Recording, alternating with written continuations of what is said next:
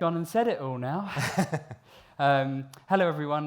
Thank you for coming. Sorry, I'm having some slight laptop problems. But Dave, thank you for being here and for being in this talk. What I want to do with this session is I want to go way back, the things that Oscar touched on, the creation of Lemmings, the creation of Grand Theft Auto, and the creation of Crackdown. I want to go back in history and see what it was like at the time. Really, so let me just get that. So, Dave, paint us a picture of where you were in the 80s. You were in Dundee, in Scotland, is that right? That's right. So I've always been based in Scotland. And what was it like back then? Because it was a different world, right? The whole idea of, was video games even a concept, even a word? I mean, how around were they? Well, for me, they were a distraction when I was at school because arcades were the thing. So, you know, what were you supposed to do? What were you? I was supposed to get some good results in my exams, right? Which is what you're meant to do at school. But when you're waiting for the bus and there's a Space Invaders machine or a Pac-Man or Defenders just come out, and then those were kind of, capturing a lot of my time, back then as well. So I thought it was wasted time, but looking back, maybe not. So you were, when you were growing up as a kid, you mentioned there with the arcades and things, did you always have a passion? What did your parents think of that passion?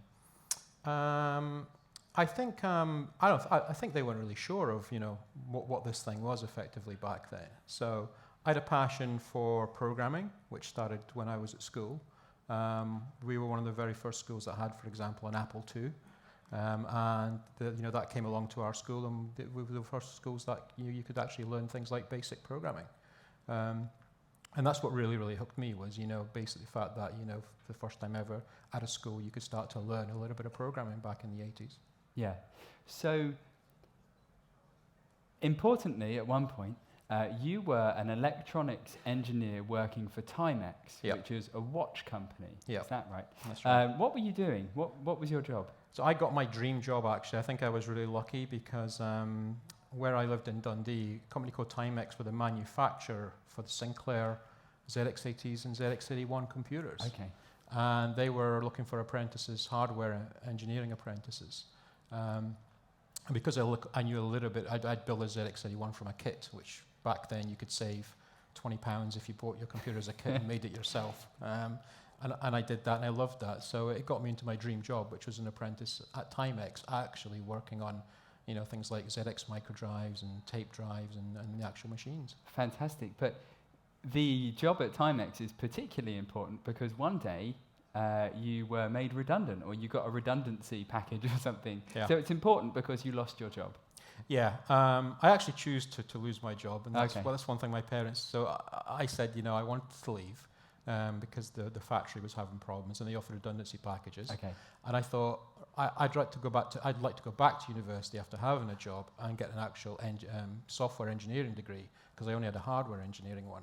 Okay. So and I thought I would do that, and I would use my redundancy money and splash out, as Oscar mentioned, on this brand new Commodore Amiga, which I read somewhere cost you £3,000. That's right.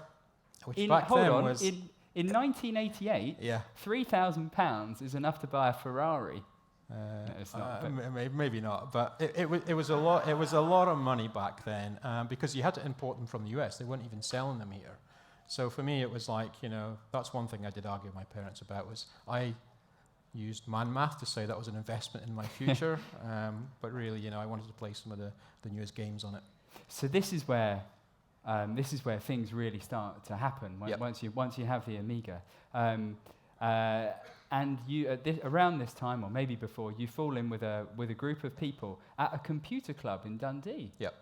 How many other people? I can't imagine there being a computer club in Dundee, but no, there was. I mean, I think like most cities back then, in the heyday of 8 and 16-bit, I think there was a lot of computer clubs around, especially in the UK. I'm sure there were here as well. And we used to love to get together. We'd kind of work on demos, during the week and get together for a few hours and just get together and collaboratively show off, what we've been doing, from a programming perspective. And it was with the help of some of these people, Mike Daly, Steve Hammond, and Russell Kay, who became close friends, and names that will pop up in a minute. Yeah. You created your first game, which was called CopperCon 1. CopperCon 1. Is that terrible first name? Yeah. Was it any good?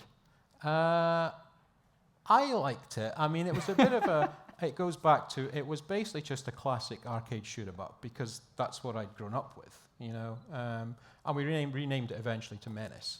But it was, for me, it was just like a great way to learn how to make a game. Was just not to be too creative initially, just go out there. I was inspired by arcade games. I said I just want to try and see if I can make an arcade shoot 'em up, a good quality one. And lo and behold, who should take note? But I think the 80s powerhouse publisher at the time, Psygnosis. Yeah.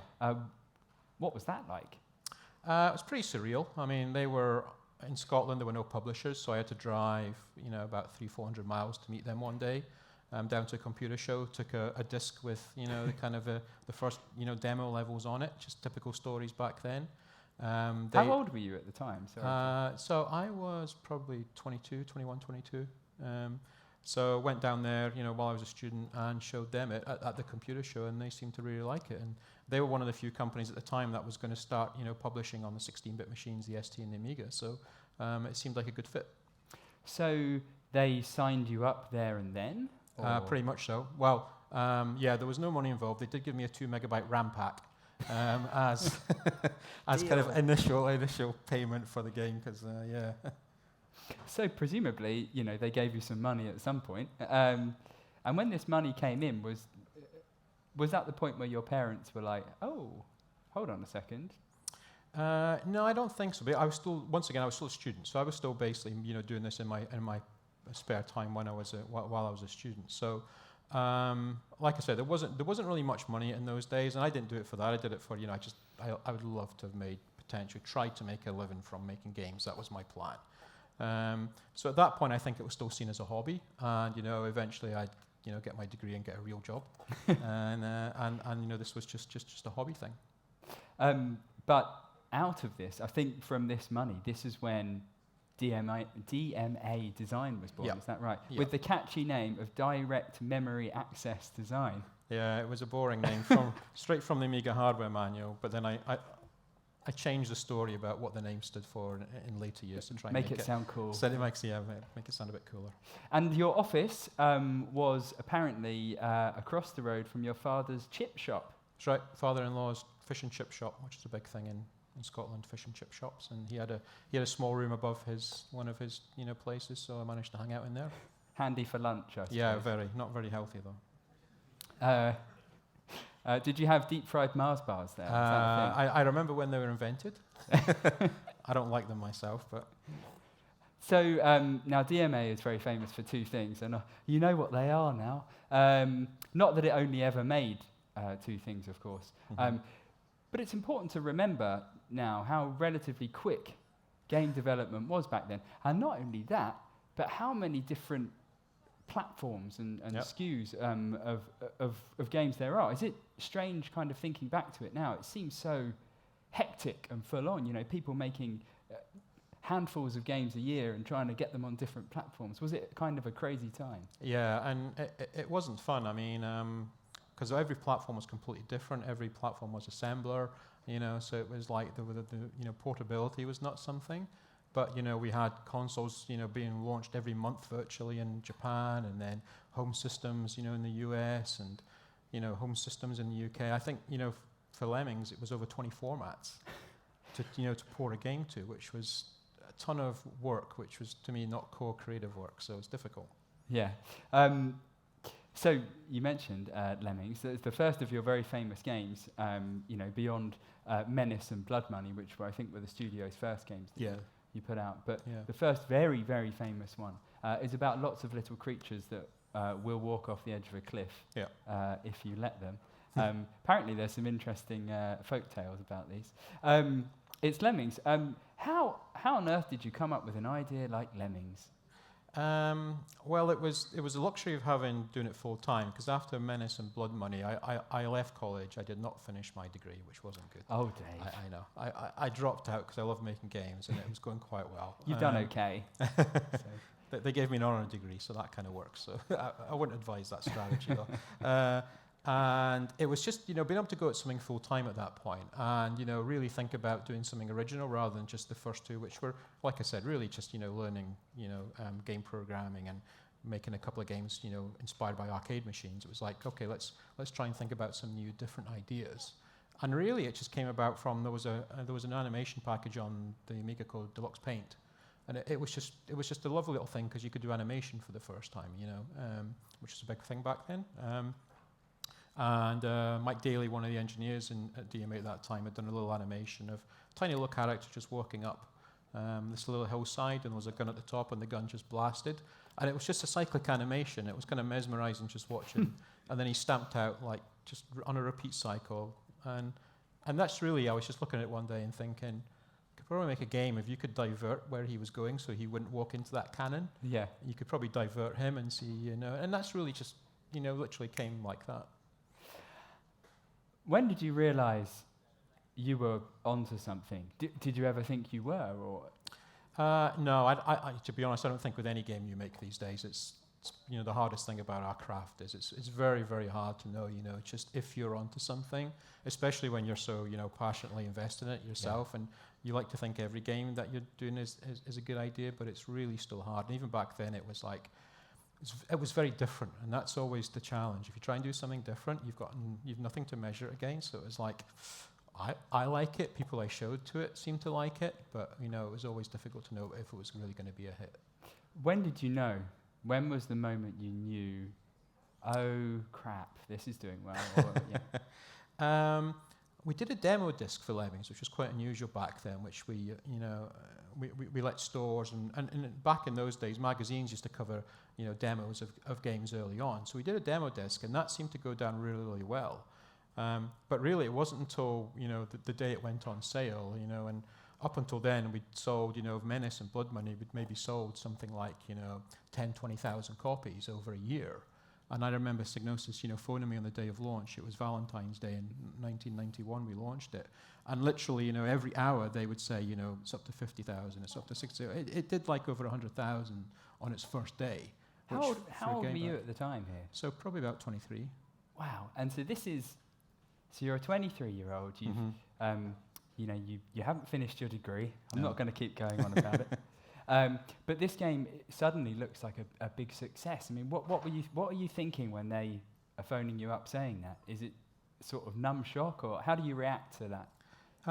It is a bit of numb shock, and it is like you always kind of like will want to create a game that's a big success like that, but deep down you kind of think, will I ever do, or will it just always be kind of like the previous games? Yeah.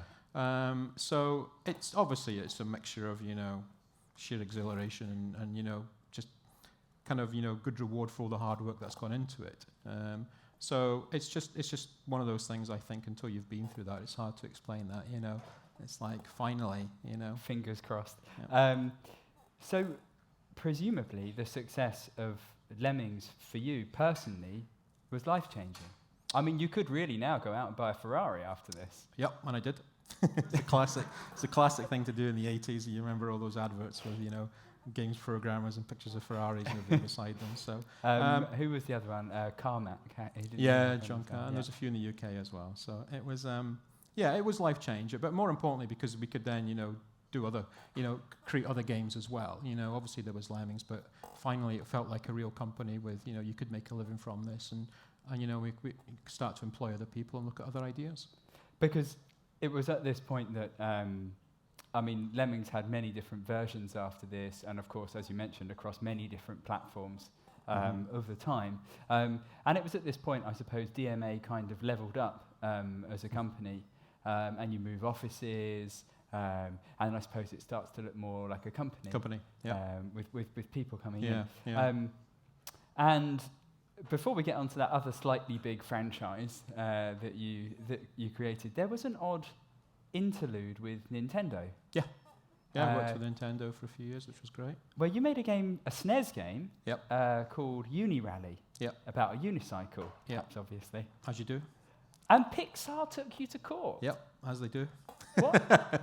Why? Well, it was hard in those days. We created a unicycle character, and they had a unicycle short film. I don't know if you remember, it was called Red's Dream. So it was they were just used as a demonstration of their rendering technology. And when you put them side by side, they were actually quite similar, but it's because I think it's quite hard to create a unicycle that looks very different from another unicycle. Yeah. Especially when you animate it. So they got upset that, they felt that, it was too close to their unicycle, which, for, somebody who's young, just, that was like our fourth or fifth game, getting these legal letters from a company like Pixar was, it was like, oh my God, what's happening kind of thing. So Nintendo pulled the game from sale, was that? Yeah, which is a shame because it was actually, it was a fun game working on that one, and it was, there was some nice design concepts in that, in terms of, simple things like, stunts give you speed, and, it was a very, very good, co-op game, one of the first co-op games we'd ever, worked on as well. So unfortunately they decided it was, more costly to fight it. Let's just, But then again, that actually made the copies of that game very, very rare. How much does one go on eBay for? I only have one, and I'm struggling to find them. So I think they go for quite a lot of money because of that. So I'll look it up. So anyway, zipping forwards a little bit, in 1995, I think it was, your team started work on something else, something originally called Race and Chase, apparently. Yep. Now I read that you didn't really like racing games at the time. At the time, that's right. Okay.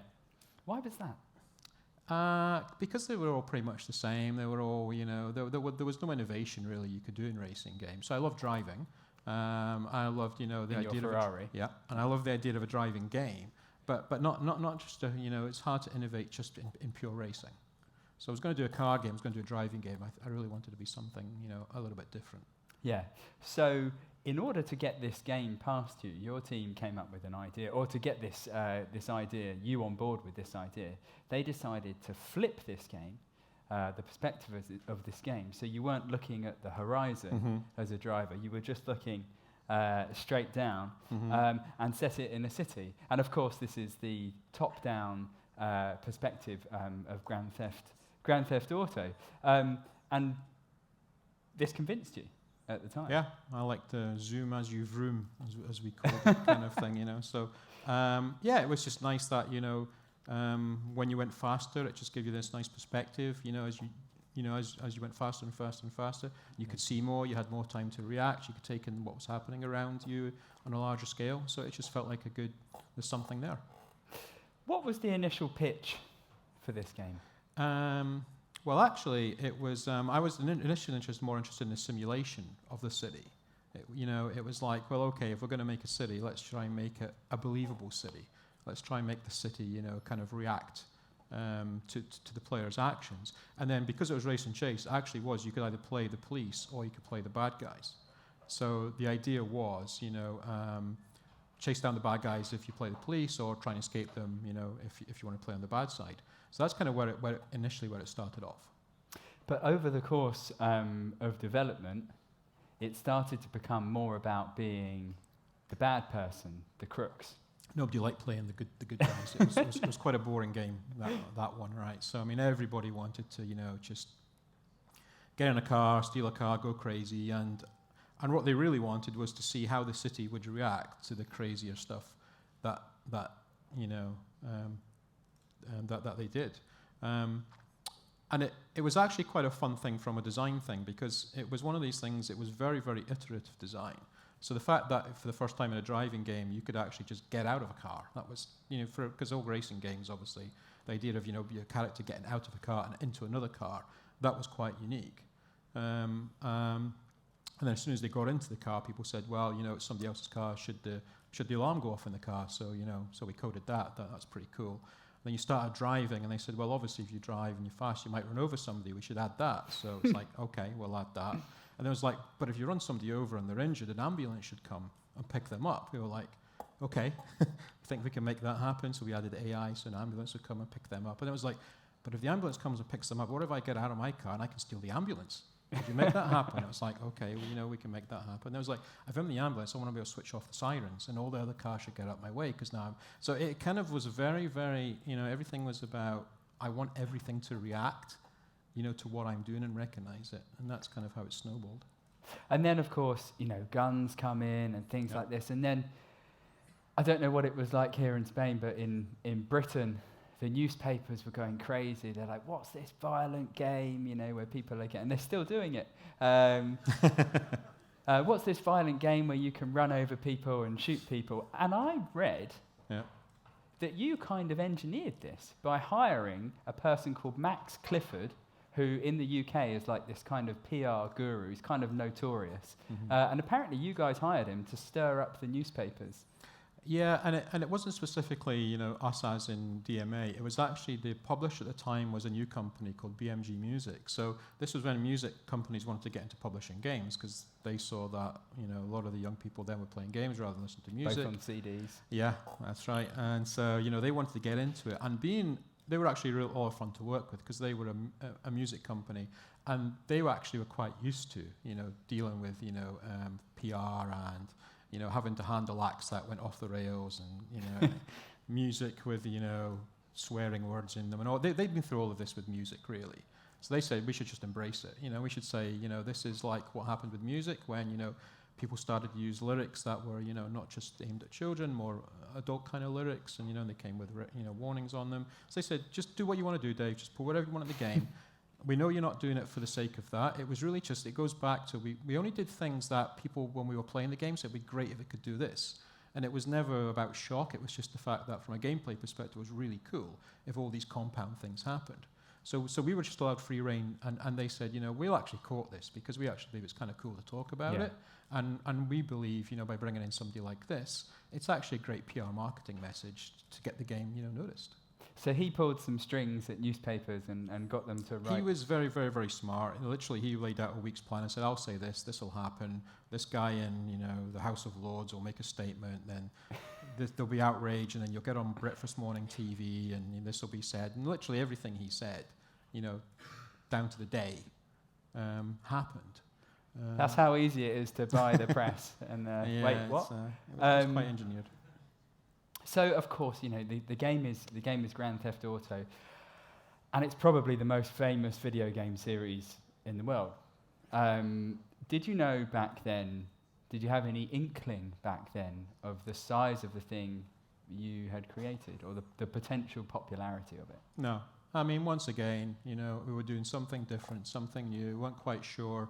You know, we were actually going up against 3D games. So, and even at one point, BMG wanted to kill the game.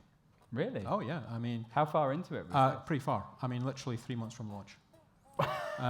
Because there were 3D games coming out like Driver, and, you know, and it was actually... And even internally, there was a big debate between the European arm of the publisher and the US arm, the US were very much about graphics. So they phoned up and we're going to can it? Yeah, we'll can it. And the European, you know, myself had to fight to keep it alive.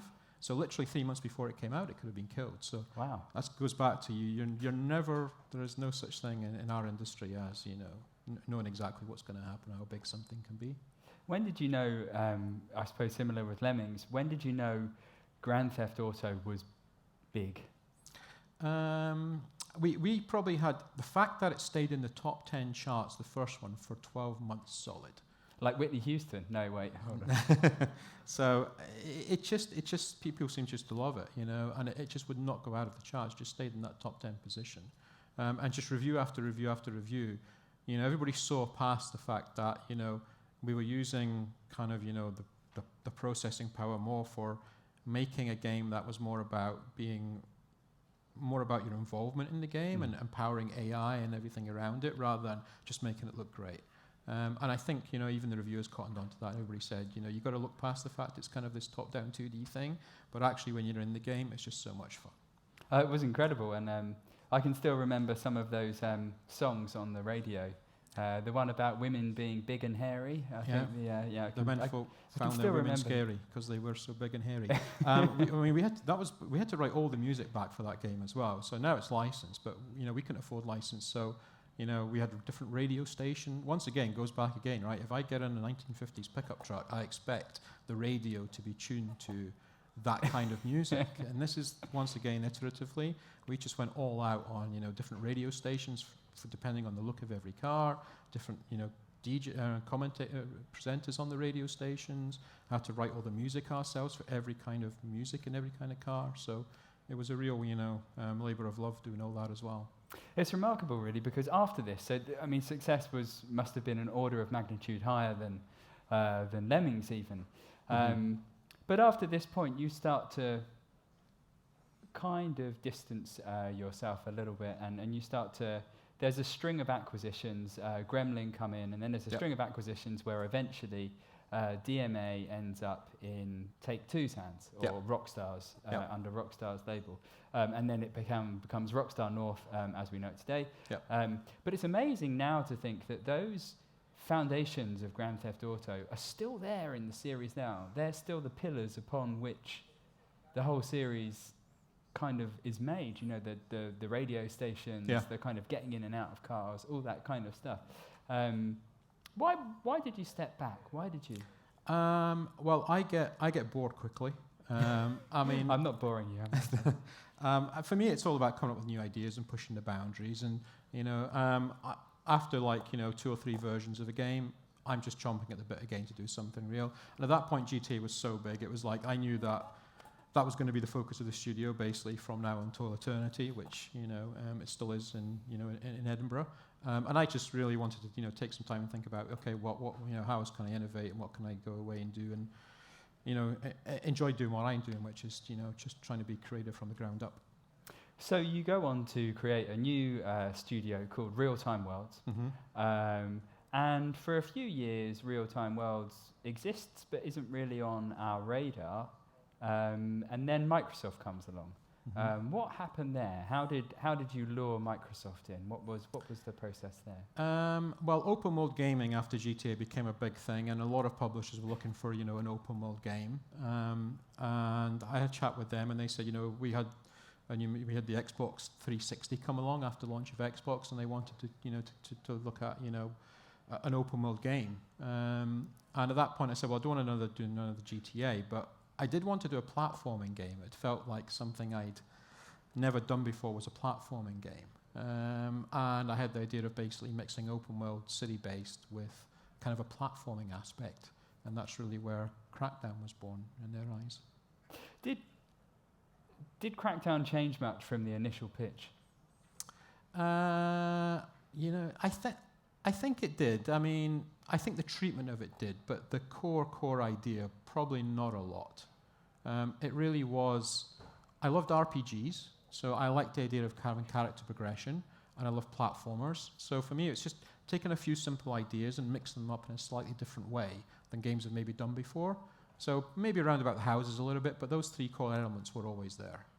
Now, Crackdown wasn't necessarily the hit that GTA and Lemmings was. It was a bit of a surprise. It was a bit of an out of left field game in a sense. Microsoft picked it up. I think it was one of the first demos or something. I remember that being on Halo. I remember that being a very strong part of it. It was like a surprise hit. It was fantastic. It was absolutely brilliant game. How did the reaction to that come? How did you react to the reaction, I suppose? Did you expect it? What happened there? No, once again, don't expect anything. We'd done a few games up until that point, even before that, which had been fairly small games, like Body Harvest and Silicon Valley. So once again, just trying out different things. I think the thing that resonated, with Crackdown, Crackdown was rough around the edges because it felt kind of like a prototype, which. If you look back today, it's kind of like how an early access game should be.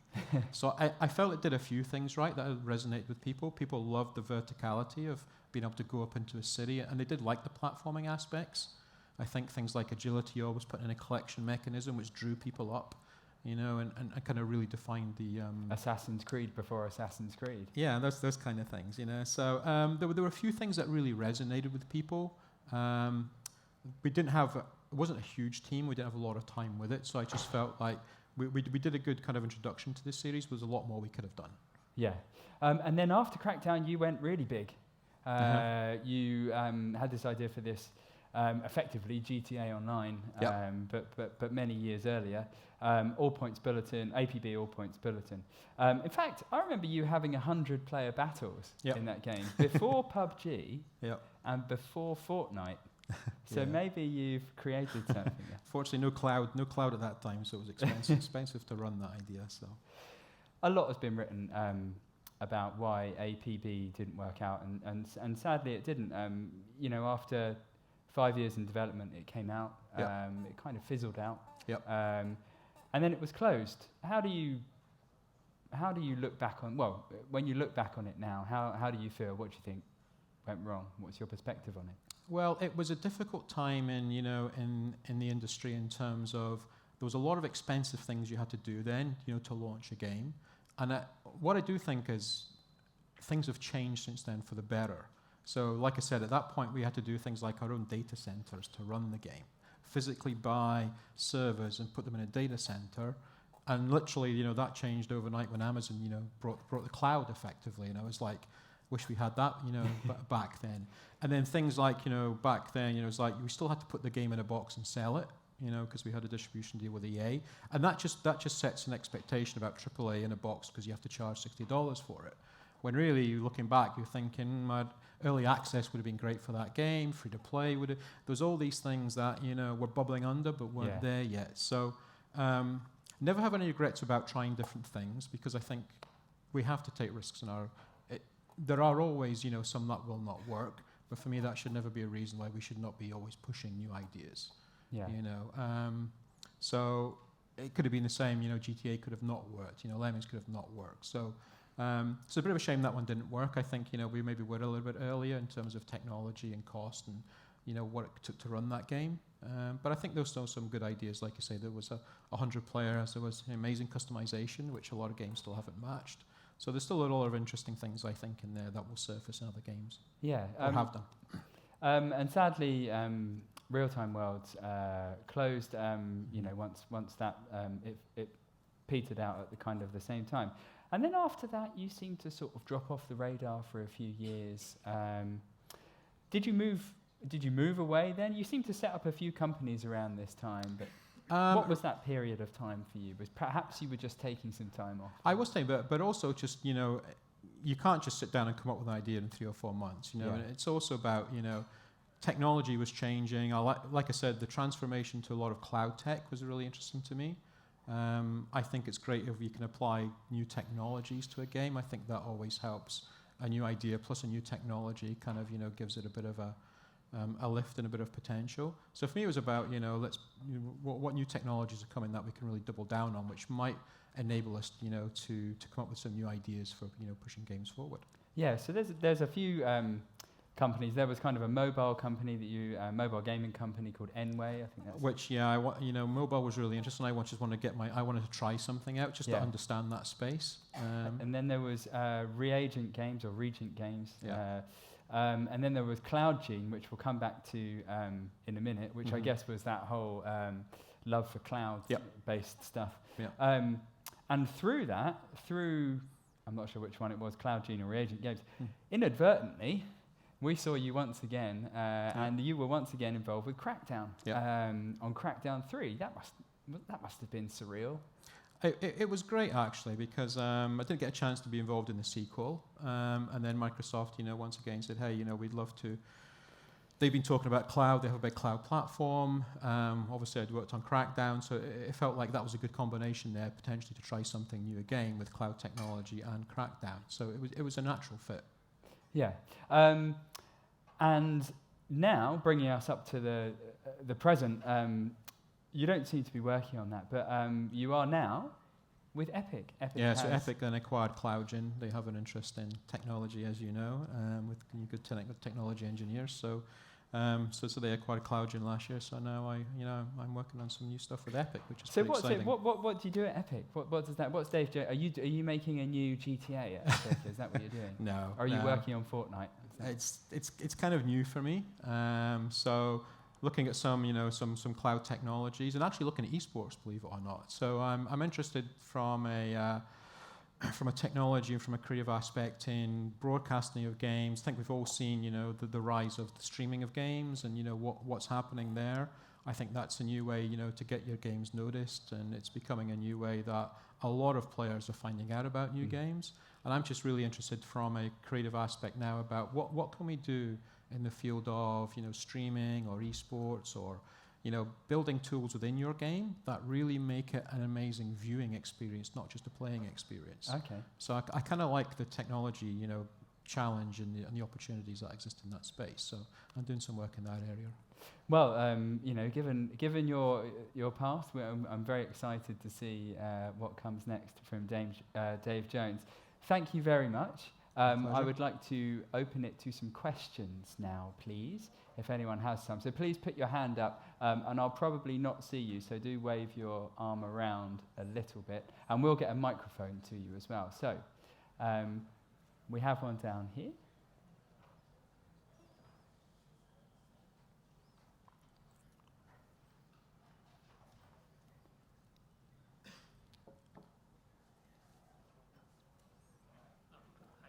Oh, can't hear you just yet. If you keep speaking, maybe it will. No. And one. Oh, maybe. Yeah. There we go. Okay. Thank you for the talk, Dave. You mentioned you like RPGs. Yep. You've never made one. Sorry? But you've never made one. No. Are you planning to do one in the future, maybe? They're hard to make, I've heard.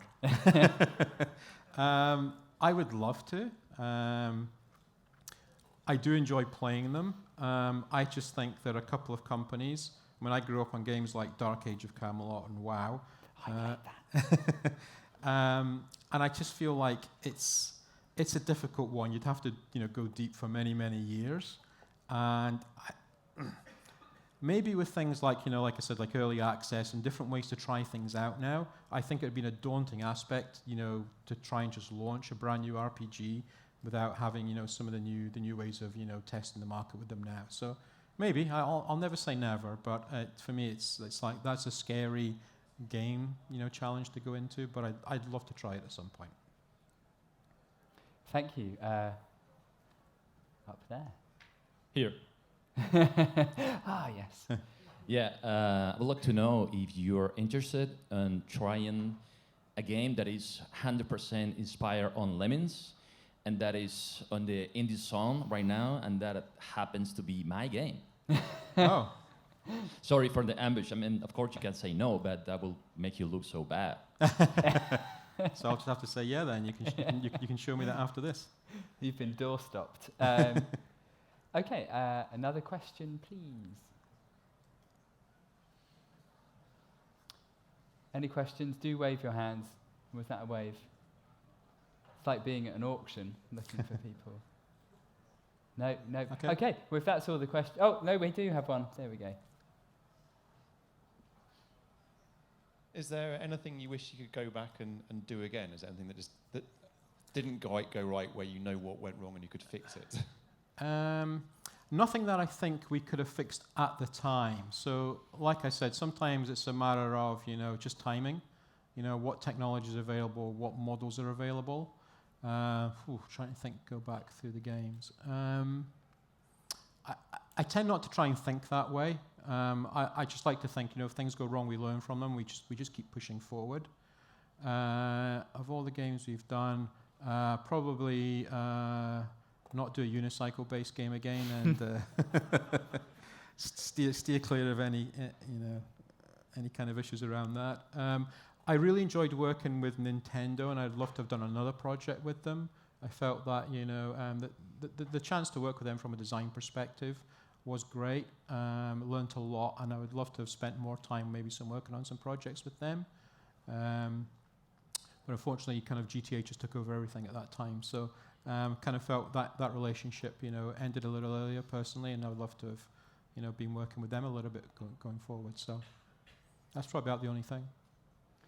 Has it tainted your enjoyment of Pixar films? No, I mean they're one of the best creative companies in the world, right? If there's one company that can consistently, create hit after hit after hit, which I know is really, really hard. Those guys are awesome, so I'll take it on the chin. Do we have any more questions? One down the front here. This could be a tough one. I know. Prepare yourself. The anticipation now.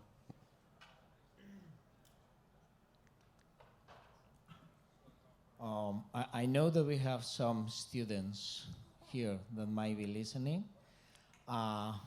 They are finishing their degree in 1-2 Finish years. it. Yep. Yeah, I was asking for some sort of, idea or statement or something important that you need, that you think that they should take into account if they are studying video games. What could you tell them? Yeah, it's a good question. And so when I started, and even right now when we're looking for people, for me it's pick one area of the whole gaming ecosystem that you're really, really interested in, and go really deep and passionate in that one area. There's so many opportunities in gaming now. The teams are so big. For me, it's about finding people who really, really just double down on one thing and kind of become experts in that one thing. Back when I was 30 years ago making it, you could do everything yourself, but obviously those days have come and gone now. So for me, showing the passion in one single area, becoming an expert in that area, is the way I would go. Just go deep in the one area that you love. Thank you. Thank you. We've got more. So one over here, please. Oh, there we go. Yeah, may as well start with you. Hello. Okay, Hi. I wanted to ask you about, you said APB as a game you've made. Yeah. You said that you're not interested anymore in it. So I've heard that another company, Little Orbit, is now taking the rules of the game, updating it to the new engine, Unreal. What are your thoughts about it? It's brave.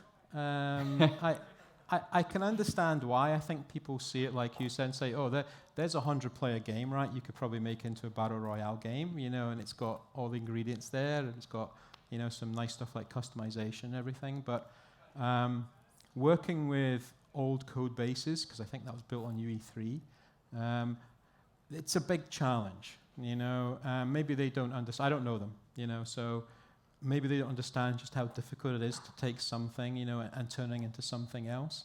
So I can maybe see at a high level why they might think that way, and I'd love if they could do something with it, but I think it's going to be really, really challenging. Thank you. Okay. Good question. And we have one at the very... I have one there, and then we have one at the very front here. It's okay.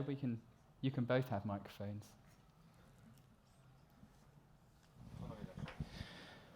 Hola de nuevo. Recordaros que en 5 minutos va a empezar la sesión de preguntas y respuestas con John Baez, fundador de Behemoth. Si queréis uniros al Q&A, a las preguntas, por favor, ir ocupando vuestro sitio en el auditorio. Gracias. Okay, so everything. Pretty much, yeah. So, I mean, I think I can sum you up. There's a lot of things there like VR, AR, and just games in general. Games for me, the thing that always holds us back is technology. So although machines keep getting faster and faster, I still look at games and think we're in the Stone Age when it comes to what we can achieve with the the amount of power, raw horsepower we have in a box just now. So that's why I was kind of looking at cloud, and when we connect many machines together and start to leverage even cloud CPU as well. For me, it's about we can start to make really, really dynamic worlds. And I still think just now the worlds we create, they're not that dynamic. I mean, engineers are great at smoke and mirrors, making things seem much more dynamic than they are, much more realistic than they are. But that always falls down at some point. And a classic example I use is just AI. So right now in a lot of games, when we try and have a conversation with a character in a game, it's normally like a radio control menu with 5 options to choose from, and that there's a limited set of responses back. It's just a tree. Yeah, I'd love to be able to sit down in a game and have on the back end, something like Alexa or Cortana or Google AI, and just chat to the game. You know, I mean, technology's there now that, you know, most people can use any kind of, you know, chat assistant, and it's pretty good at recognizing what you're saying. You don't have to train them anymore. So I think there's a lot of what's going to happen with things that are happening outside of gaming, AI, physics, you know, streaming, like I mentioned, that are going to come into the gaming ecosystem, and those will really shake things up. And traditionally, as game developers, we've always been afraid of using external technologies. We try to do, you know, not invented here syndrome. But I think it's impossible when billions has been invested in a lot of very smart stuff out there in the world, that those are going to start to be integrated into gaming, and those could shake up gaming in a big way. All right, thank you. That's fascinating. And yes, your question, please. Hello, thank you for coming. So this is the era of remakes. Have you ever considered to make a remake of the original Grand Theft Auto? I don't think you need to. I mean, no. That's like I said, that's not what gets me up in the morning. I'm just looking for, you know, I'd love to just, you know, there are new genres to be created, you know, and I think passionately as a designer, that's what our goals always are, is, you know, what's next and new that nobody has thought of before. And that's why I said, you know, using technology, just something fresh and new, and people sit down and play it. Kind of what happened with the Battle Royale thing, you know, it's like, okay, became a whole thing in itself, you know, and it was actually quite a simple mechanic, but it resonated so well. So I think, you know, the real excitement is about what's the next one, you know, what's the next, you know, kind of, you know, meld of ideas that nobody's done before and execute in a certain way, that becomes the next big thing. So for me, it's always about looking forward, about, you know, creating something very, very new. Thank you. Thanks. Thank you. Now, when I was in Poland, I saw someone remaking Grand Theft Auto, but in medieval times. So it is happening.